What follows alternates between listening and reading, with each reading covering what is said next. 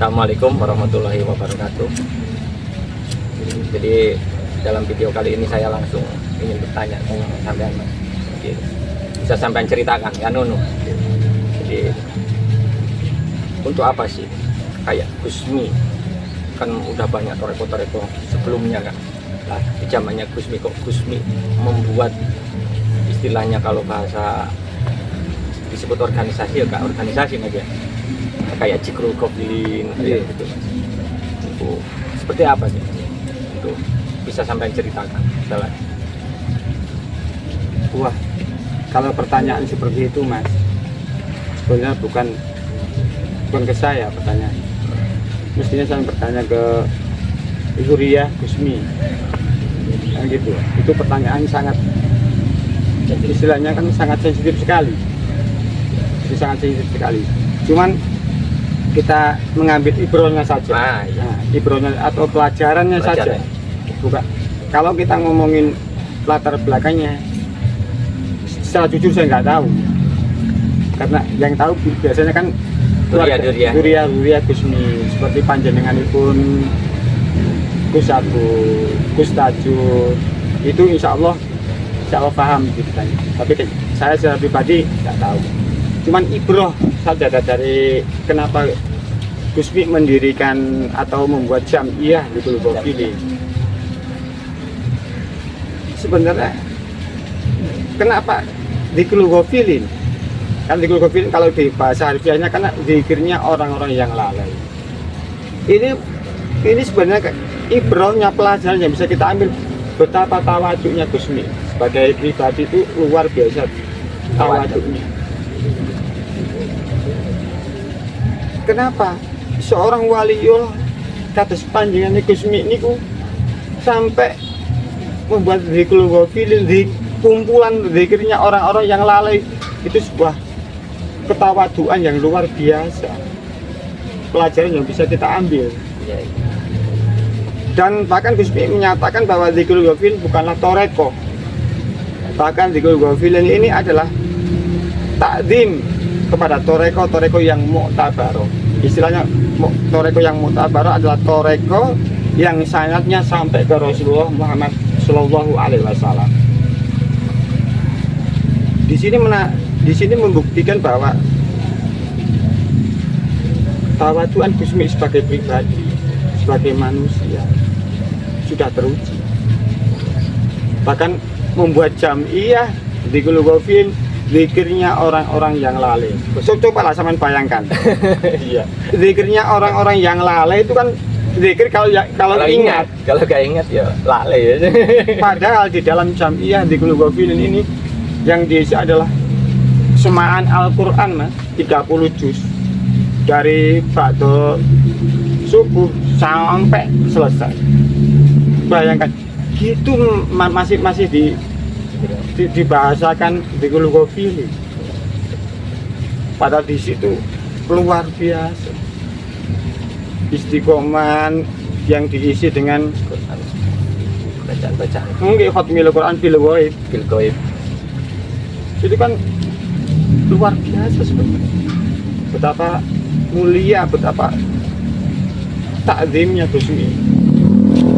Jadi sampai ya yang dari video kemarin saya ceritakan di situ kan sampai kayak kiai siapa?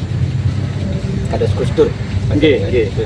Sampai bisa apa namanya? Tawadud Gusmi itu gimana ceritanya?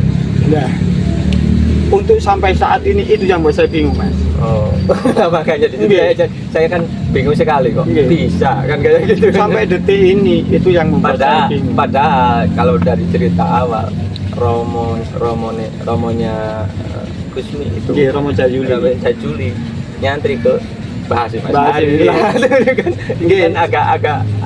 agak gimana ya.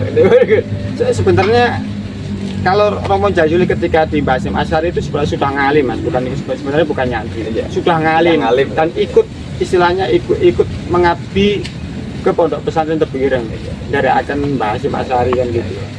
Ya tetap ya di samping nambah ilmu di bidang lain yang saya tidak tahu ilmu apa yang dipelajari Romo Jajuli ke Bahasim Asy'ari. Cuman sampai saat detik ini saya juga bingung Mas, kenapa Romo Jajul yang begitu takdim kepada Mbah Hasyim Asy'ari tapi cucunya di lain hal cucu Mbah Hasyim Asy'ari begitu takdim ke Gusmi gitu loh. Bahkan pernah di suatu saat itu kalau nggak salah di acara apa itu ya, kalau nggak salah itu apa di Kulkovin atau apa saya lupa. Bahkan pernah Gus Dur itu meminta istilahnya berbaiat kepada Gusmi. Istilahnya Gus Dur dawuh datang Gusmi, biar bagaimanapun saya jenengan akoni dados golongan jenengan. Itu kan ya bagi saya pribadi kan yo aneh. Nah, makanya kan di situ kan saya juga ada pertanyaan kan. Kok agak gimana lah. Mungkin itu kategori itu Mas. Kalau dalam bahasa Islam adalah layak riful wali ilal wali. Jadi yang tahu wali adalah sama-sama walinya. Lah kita kan bukan wali, makanya bingung. Jadi, karena Gus Dur sama Gusmi kan sama-sama wali. Jadi ya kita nggak tahu ada rahasia apa di balik itu. Tapi minimal kan dari obrolan ini kita tahu apa itu. Cuman ilmu dari situ bisa kita ambil.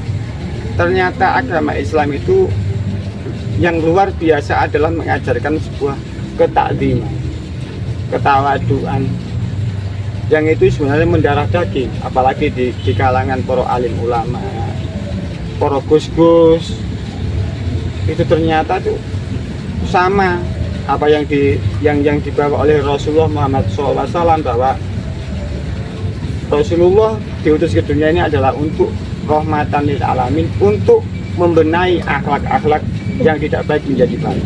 Jadi kita bisa ngambil contoh juga Mas dari situ ya, bahwa kita yang sebagai orang biasa, orang awam yang tidak mengerti di situ kan kita bisa belajar dari situ.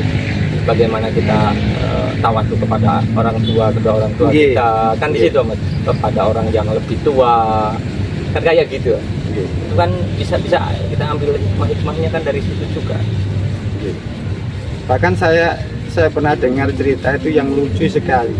Ini ya nggak jauh dari ilmu ketakdiman, ilmu ketawaduan sebagai manusia, sebagai pribadi yang luar biasa. Di suatu saat ada percakapan khusus antara Gusmi sama Gus Dur. Nah ketika kan secara pribadi kan Gus Dur kan ditugasi Gusmi harus mengurusi negara kan.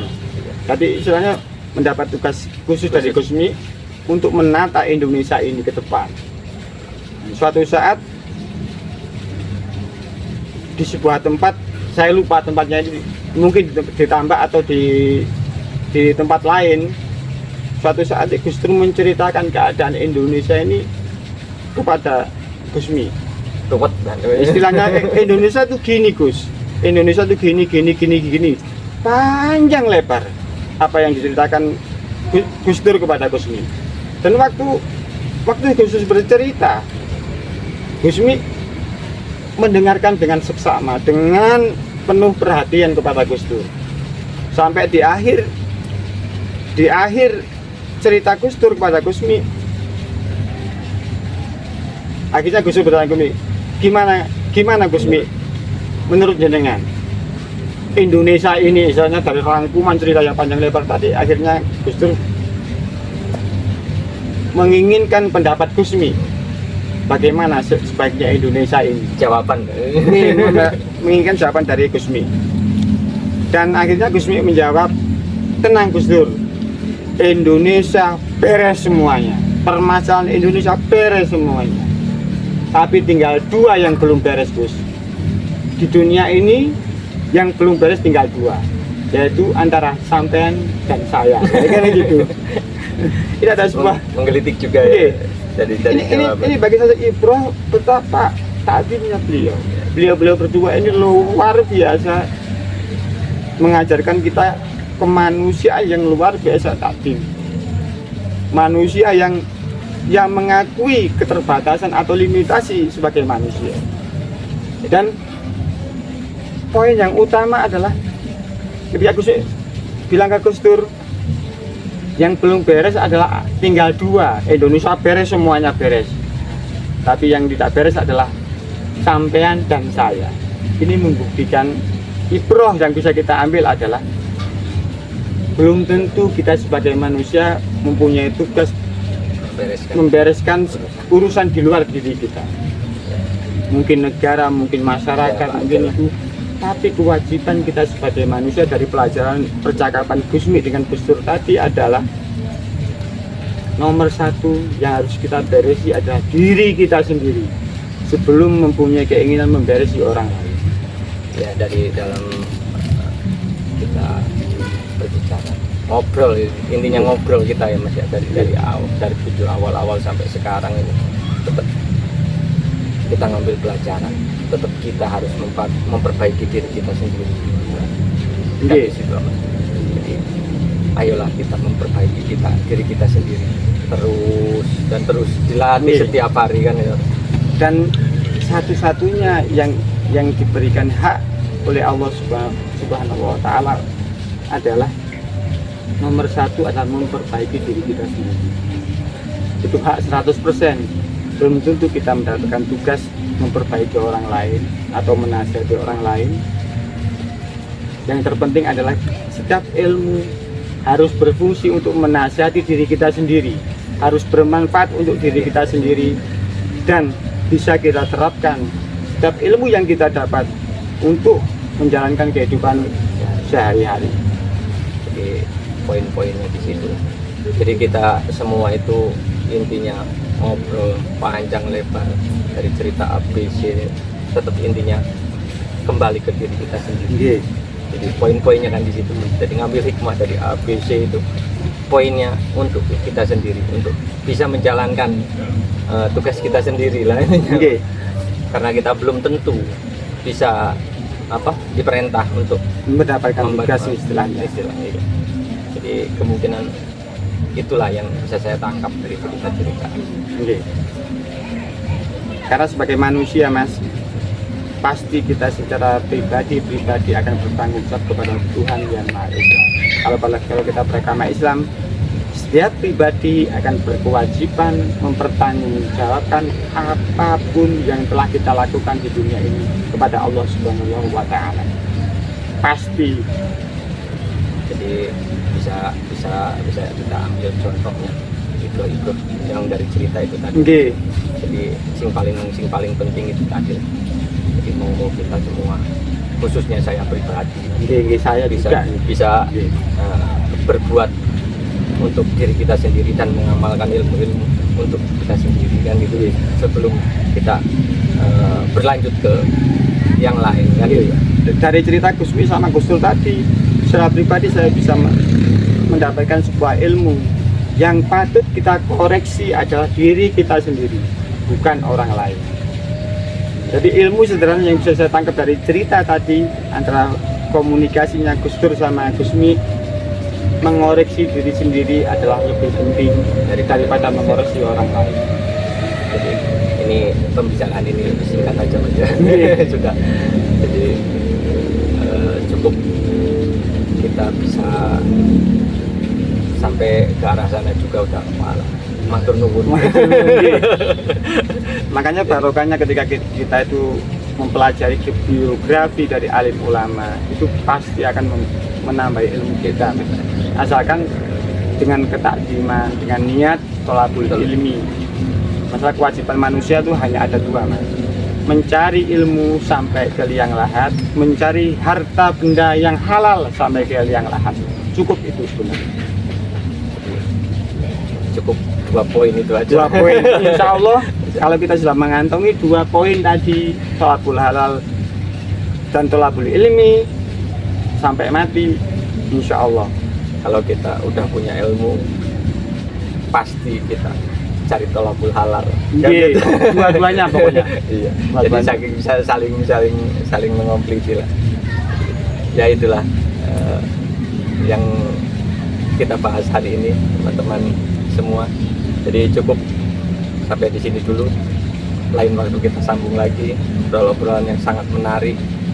Setiap perbincangan kita tambah menarik aja. Jadi sekian dulu. Assalamualaikum warahmatullahi wabarakatuh.